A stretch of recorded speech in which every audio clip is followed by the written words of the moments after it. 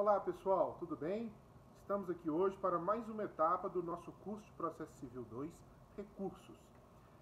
E hoje, nessa videoaula, eu vou falar um pouco sobre os efeitos dos recursos. E vou aproveitar a oportunidade para a gente poder trabalhar a coisa julgada nos recursos e a ligação que isso tem com a nossa disciplina dos recursos.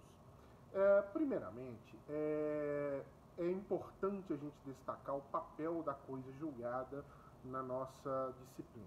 E o porquê disso? Basicamente, quando você interpõe um recurso contra uma decisão, a primeira questão que você objetiva com essa interposição de recurso é exatamente impedir que ocorra o trânsito em julgado. Ou seja, um recurso interposto a tempo e modo, ou um recurso conhecido, ele é capaz de obstar a ocorrência da coisa julgada. Mas então, o que é a tal coisa julgada?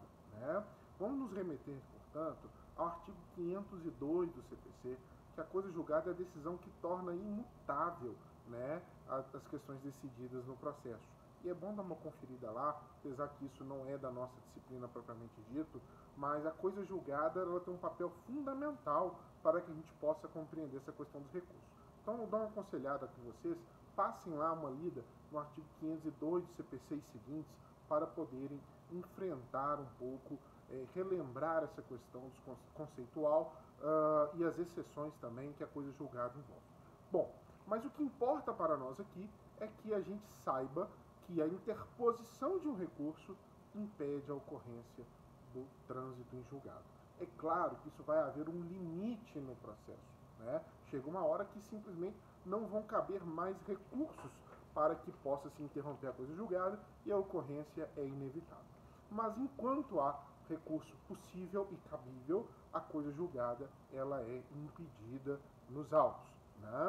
Então, e o que tem isso a ver com o recurso? Bom, além de se interromper, nós temos que distinguir a coisa julgada da decisão que começa a produzir os seus efeitos.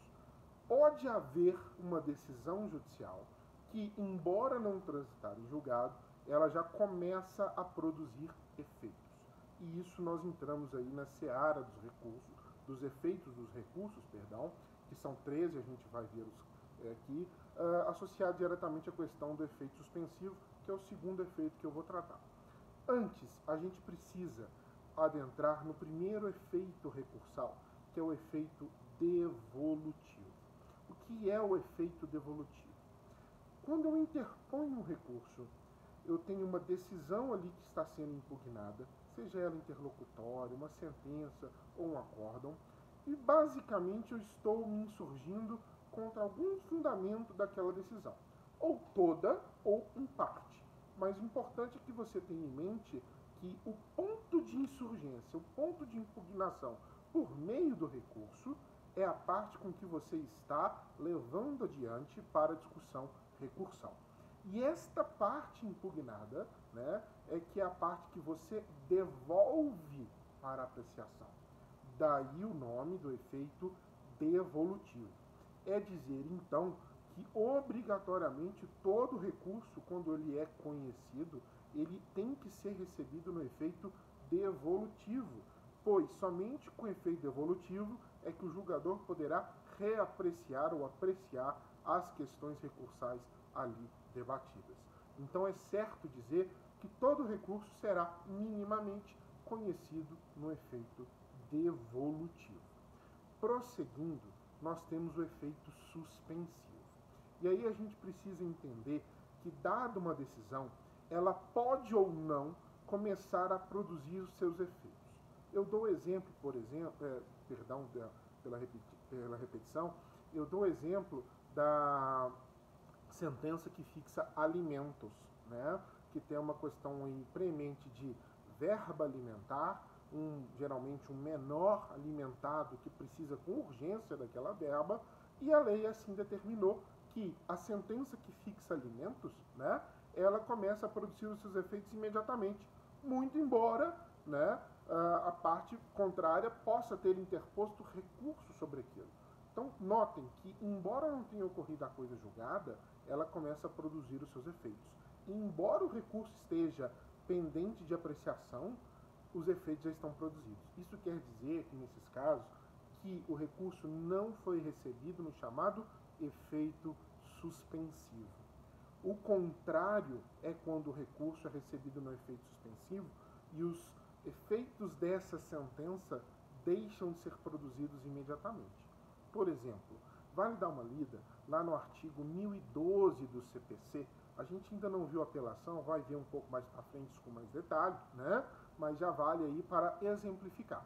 O artigo 1012 do CPC, ele estabelece como regra que a apelação será recebida no efeito suspensivo. Ou seja, além do efeito devolutivo, ela também será recebida no efeito suspensivo. Essa é a regra geral que se aplica, né? Então, o artigo 1012, parágrafo 1º, traz exceções com as quais a apelação não será recebida no efeito suspensivo. Ou seja, exatamente situações como essa que eu disse, a da sentença que fixa alimentos. O contrário disso, por exemplo, também exemplificar num recurso que a gente ainda vai ver, o artigo 1026 do Código de Processo Civil, que fala que os embargos de declaração não terão efeito suspensivo. Mas o CPC também cria a exceção que, demonstrada uma situação excepcional, de perigo, essa coisa toda, o contrário pode acontecer. O juiz poderá atribuir efeito suspensivo. Ou seja, o efeito suspensivo ele vai determinar se aquela decisão que está sendo impugnada pelo recurso, se ela começa a produzir os seus efeitos imediatamente ou não, né?